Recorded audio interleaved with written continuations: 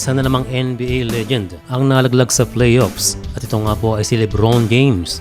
After ng buzzer beater sa Game 2, tinapos din ni Murray sa isang game-winning shot ang Game 5. At dahil nalaglag na nga ang Lakers, marami ang nagsasabi nalilipat na si LeBron James ng ibang team next season. Siya ay natanong sa press con kung yun na nga ba ang last game niya sa Lakers. Sandaling napaisip itong si James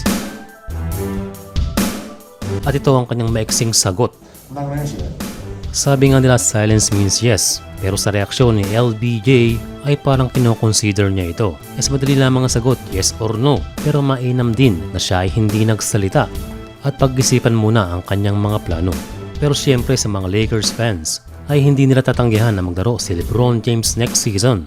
Although meron siyang player option na $51.4 million para sa next season. Pero kung tatanggihan niya ito, siya ay magiging free agent at maaaring pumirma sa ibang team. Sabi nga nila kung sakaling ma-draft si Bronny sa NBA ay doon tutungo si LeBron. Kaugnay nga nito ay mayroong mga sources na handa ang Lakers na i-draft si Bronny James para matupad ang pangarap ni LBJ na maka-teammate ang anak. Kaya understandable na no comment si LeBron dahil depende pa rin sa draft ngayong Hunyo. Pero again, nasa Lakers pa rin ang pribilehyo kung gusto nilang ma-retain si LeBron. And sa kabilang banda, this news coming from Shams ay legit na balita ito. Matatandaan na sinabi ni LeBron James na ang kanyang huling taon sa NBA ay kasama ang kanyang anak. Kaya magandang abang ngayon ang darating na NBA draft dahil mayroong epekto yon sa decision ni LeBron James.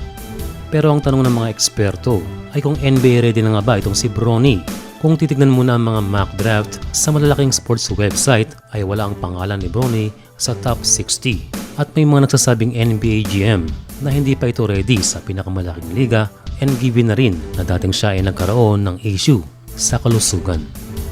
Well, kung sakaling siya ay kuhanin ng Lakers, mababasag lahat ng yan. Kaya na kay Bronny na lamang para patunayan siya ay karapat-dapat na makapaglaro sa NBA. At wala talagang makakapigil kung gusto siyang kuhanin kahit ano paman ang dahilan.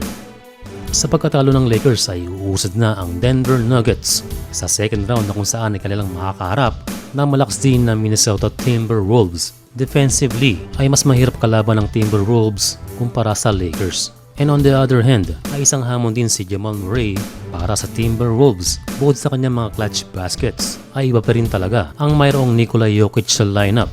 Bukod sa mahusay, ay he's playing mind games. Kaya nga siya tinawag na Joker.